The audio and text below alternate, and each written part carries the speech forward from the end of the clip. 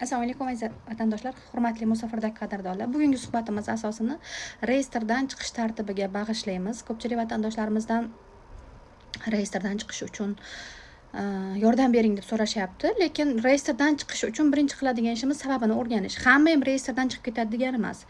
Bilsanglar, 2025-yildan Rossiya hududida bez dokument 90 kun yurish imkoniyati berilgan. Siz 90 kun yurib yana kirdi chiqib kelsangiz, avtomatik reyestrga tushasiz va buni ochib bo'ladi degani emas. Buni hech kim ochib bera olmaydi.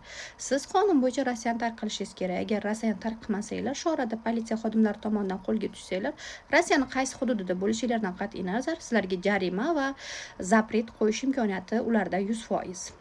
Ikkinchi sabablar, yosh bolachalarni kelganday dokumentlarni qilishga uspet qilishmaydi va ota-onasi bilan birgalikda tasdiqlanmaydi dokumentlar. Ya'ni meditsinadan o'tishmaydi, dastiklopический karta, ya'ni отпечатка пальцев, barmoq izlari olinganligi haqida ko'p karta olishmagandan keyin bolachalar ham avtomatik reyestrga tushishadi. Odatda agar meditsinskiy karta olib, dastiklopический kartalar olingan bo'lsa, reyestrga tushib qolsalar, MVDga gosusluga orqali mo'y robotdan zapros jo'natsanglar va dokumentlarni fotolarini jo'natsanglar, chiqib ketish ehtimoli 100 ga teng. Agar bu narsalarni tushunmay, reyestrdan chiqish imkoniyatini topolmay yoki MVDga bormasanglar, Rossiyani tark qilib kelasi yil kelishinglarga to'g'ri keladi. Ya'ni yilda yangilashinglar kerak bo'ladi.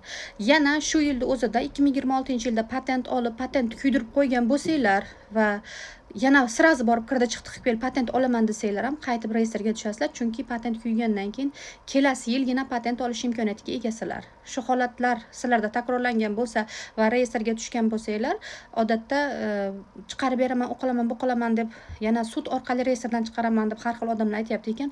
Reyestr sud orqali qo'yilmaydi, reyestr MVD tomonidan qo'yiladi va faqat MVD xodimlari tomonidan chiqariladi. Ya'ni politsiya xodimlari tomonidan har 15 kunda kontrolniy spisk yangilanadi. Har 15 kunda dokumentlar porядка bo'ladi. Reyestrga yana tushishingiz mumkin. Ism familiyalarda xato, ya'ni pasportinglarda qo'shimchalar qo'shilishi yoki qo'shimcha harflar tushib qolishi, bu ham reyestrga tushishlaringga asos bo'ladi.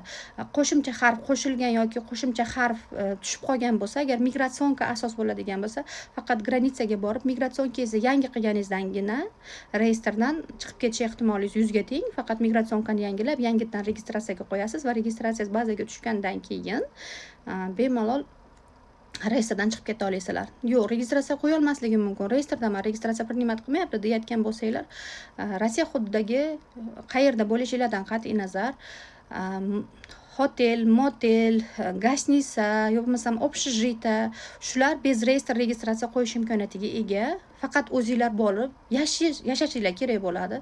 Ishxonanglarga yaqin joydan bemalol Yandexga urib, ishxonanglarga yaqin joyga borib, yashayman, mana shu yerda turaman, bir haftaga yashamoqchiman, uyimga borib kelish muammo bo'lyapti desanglar, kunlik odatda eng arzon 350 so'mdan, eng qimmati esa 1000 so'm 500 so'mdan boshlanadi.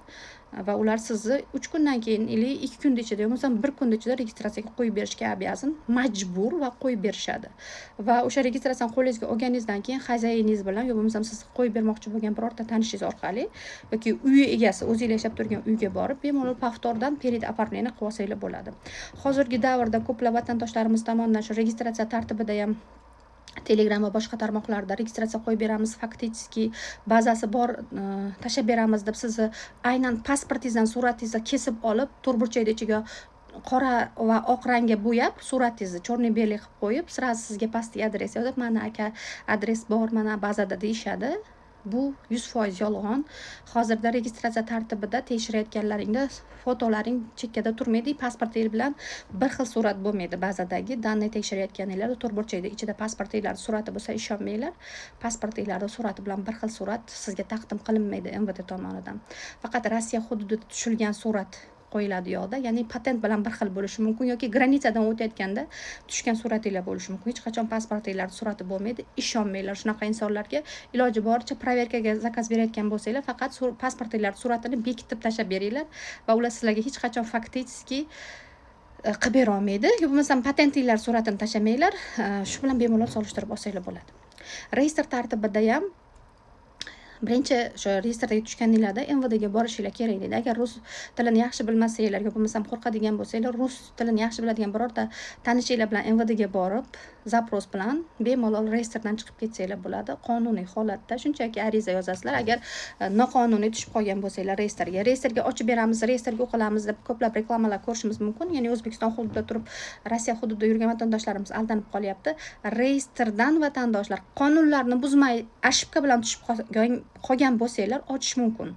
90 kunlik qonunni buzgan bo'lsanglar, yo bo'lmasa patentinglar kuyib qo'yib reyestrga tushgan bo'lsanglar, yo bo'lmasa hozirda juda ham ommalashgan falshiviy, ya'ni bazada yo'q, Rossiyada yurish huquqini bermaydigan studentskiy biletlar yasab berayotgan vatandoshlarimiz tomonidan olingan studentskiydan keyin reyestrga tushgan bo'lsanglar, bu holatda sizlarda umuman ochib bo'lmaydi. Hammasi yolg'on. Kim ochib beraman desa ham siz yolg'ondan pulingizni oladi.